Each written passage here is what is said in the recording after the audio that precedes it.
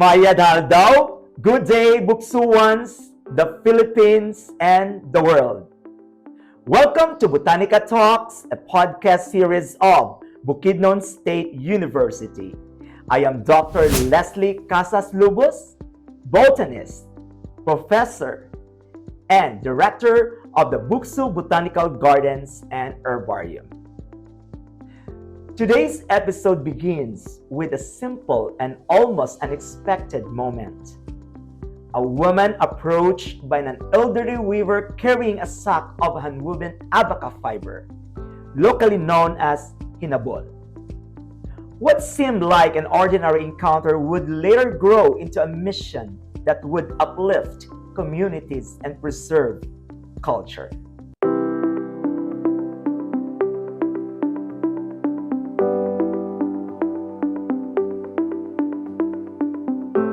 Our guest today is Ms. Tita Perla Rubio, entrepreneur and member of the Board of Regents of Bukidnon State University, and the founder of Malaybalay's Choice Handicraft. What started in 2003 as a small initiative that involved buying woven abaca fibers eventually became a thriving enterprise that empowers indigenous peoples, particularly women across Bukidnon. Through her work, Hinabol evolved from raw fiber into a meaningful product such as bags, home decor, and crafts that carry the story of the land and its people. Tita Perla, welcome to Botanica Talks. Thank you for this opportunity, Doc. Tita Perla, we would love to begin by learning more about your inspiring journey. Can you share how you started working with indigenous peoples in developing plant-based livelihood programs? I am Lumad myself. I am a Higaunan from Manolo Fortich. I am also a social work graduate. Given this background, working with these IPs has already been part of my being. Malaybalay's Choice Handicrafts prioritizes the use of the available resources in the IP community. We partner with our IPs and utilize what we already have to promote sustainability and empower communities. That's such a powerful beginning, Tita Perla. Sometimes the most meaningful work really starts from simple human encounters. Building on that, Tita Perla, may I ask about the inspiration behind your work? What inspired you to focus on indigenous materials such as abaca and uway or rattan as a sources of livelihood? Abaca and OI are readily available resources, and the committee using these resources is a way to acknowledge them as assets and traditional treasures of Bukidnon. Recognizing this empowers us IPs. This is our way of saying that our IPs are seen and are vital, and in fact, they are what we and who we are as Bukidnon. It's fascinating how these plants are not just resources but also deeply tied to identify and tradition. For our listeners who may not yet be familiar with these crafts, can you describe the different products that the communities create from abaca or the Musa textilis fibers and rattan the calamus species? Traditionally, abaca is used to create ropes called kinawit, kinayukay, or the strips of abaca fibers, and kamuyut are the traditional backpack. These are sold locally and outside Bukidnon. The hinabol, or the hand-woven abaca fabric, is sold as is. If you are an ordinary person, you would not usually use these products. Malaybalay's Choice Handicrafts puts value in these are abaca products and make them into various fashionable wearables and homeware for daily use. Rattan is used to make homeware and furniture such as baskets, chairs, tables, beds, and others. I can already imagine the craftsmanship and artistry behind each piece. It really reflects the richness of our local culture. Tita Perla, it's really truly inspiring to see how nature can support communities.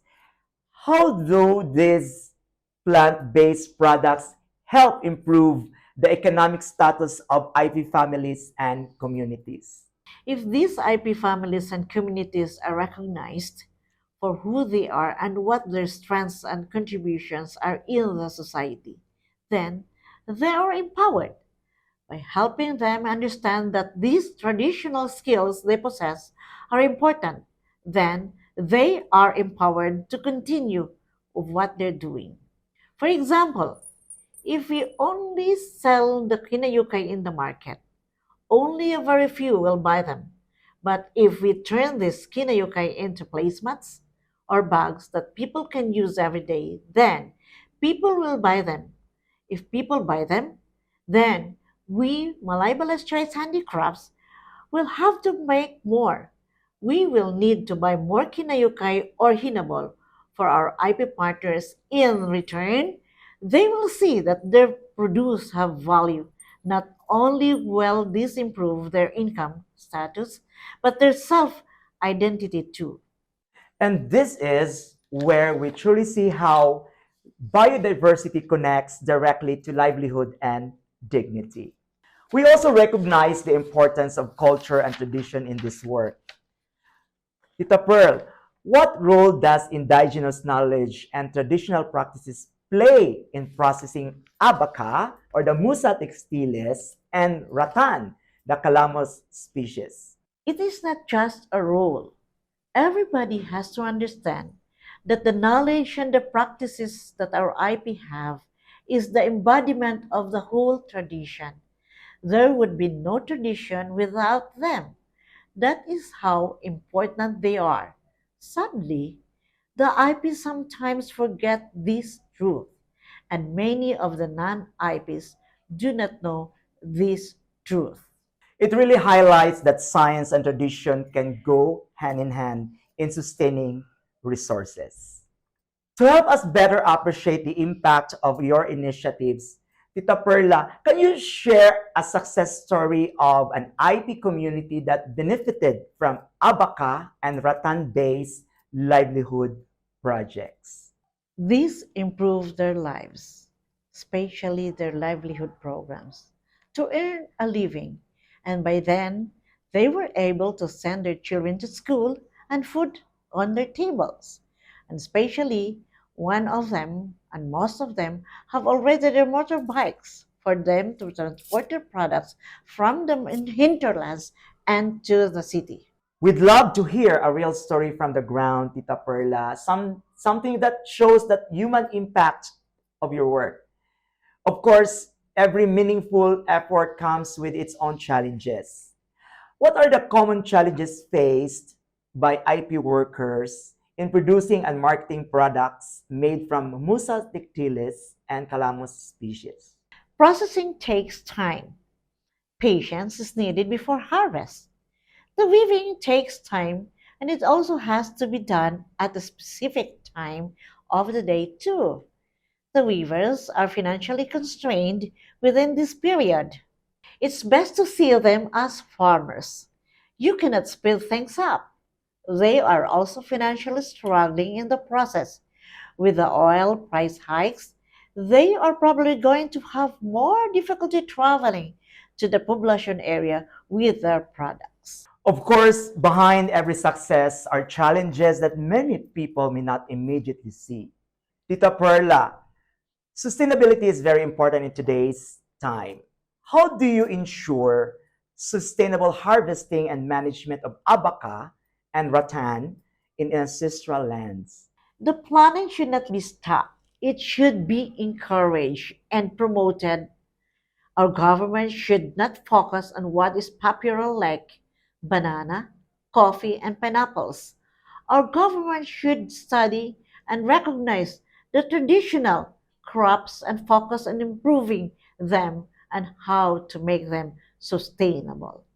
This is very important, especially now that sustainability is becoming a global priority. Shifting to one of Bukidnon's most celebrated cultural events, The Kaamulan Festival is a major celebration of IP culture. Tita Perla, how do abaca and rattan products play a role in this festival? Malaybalay's Choice Handicrafts has been joining Kamulan Festival since we started. There has been major changes, expensive changes. The booth space rental has increased. The bamboo and other materials have increased. We hope that the focus of this festival does not change eventually. For us, we join Kamolan to share to everybody that we have these products. These products are a result of skills and practices that have been through past for generations. And they are beautiful. They are beautiful because they be bukidnon, to be lumad, to be beautiful, and that is always worth sharing. Kamulan is literally the celebration of the gathering of tribes. We celebrate that we have harvested for the year. We do not just harvest crops and income, we harvest experience and wisdom that we must share to our fellow Bukidnon and the guests that come visit us. The Kaamulan Festival is truly a beautiful showcase of culture here in Bukidnon. Following the Tita Perla, in what ways does the Kaamulan Festival help promote and market indigenous plant-based products to a wider audience? It's not only of in Kaamulan. We have been joining trade fairs in the national level, but we started in the Kaamulan where we were known of what we're doing. And since this is a Kamulan activity and this is for our activity because I'm one of the IPs, I noticed that it has evolved. It has changed everything. Like for example, in the Kamulan Festival, many visitors are coming. It is because of the tourist spots also that we have in Bukidnon. Like for example, the dancing. The dancing is being participated in the grounds, but when the tourists notice it, they go also dance with the dancers, and they also sing with the music of our music, and our music are also known to the tourists. They dance and they sing as they participate also in the Kaamulan. And I noticed that orchestras are even coming in. So, mean to say, it's improving because of the crowd. Yeah. People are getting excited. What is in Bukidnon? What are these IPs doing? And what are these IPs contributing in the Kaamulan Festival? I think it's more interesting if all, all of us or everybody will participate and have come and see what we are doing in the Kaamulan Festival. It's amazing how cultural events can also become platforms for economic opportunity, Tita Perla. We also want to highlight inclusivity and empowerment. How are women and youth showcased or empowered during the Kaamulan Festival, especially in relation to weaving, crafts, and plant-based livelihood? Bukidnon women are not only women, but they are Bukidnon. We are the Bukidnon. We are Bukidnon native IPs in the Bukidnon. Bukidnon is not about tourists. Bukidnon is not about the spots, the pineapples, but it is the weaving of the women that inspired us so much. Now, before, women are just in the mountain, in the Yeah. hinterlands. They just keep weaving and they don't know how to sell their products. They don't know how to do the costing. Mm. They don't know even how to read and write. But now this time, they are very intelligent. A combinations of colors into hinabol. Those are very talented. They are so brainy that they can produce beautiful hinabol. And when they are educated, they know how to sell their products. They don't afraid to go to the province or to the city to sell their own products. Not comparing before that they have to just hide out and let someone do the selling. Now they can even use an upgraded cell phones. They can even go and travel Manila to showcase their Yeah. products. Mm-hmm. And some women are already traveling outside the country Yeah. just to sell their products. I mean to say, our women, the Bukidnon women, are really very intelligent. And this encourages us so much. This is inspiring, Tita Pearl, especially in highlighting the next generation and the role of women in preserving these traditions. Finally, Tita Perla, as we come to the end of our conversation, what message would you like to share to encourage support for IP-led, plant-based sustainable livelihoods, especially during cultural events like the Kaamulan Festival? We will never stop. We will continue what we have. Being a Bukidnon women, we will really continue of what has been instilled to us. If we will stop, nobody will do it. And I think we will encourage them to love what they have, to really continue educating themselves. Because when I started, it was just purely of pitaka, no? Wallet. But then what encouraged me so much is the passion of helping them also. Yeah. Because if you don't have the heart of helping, who will help them? Nobody will help them.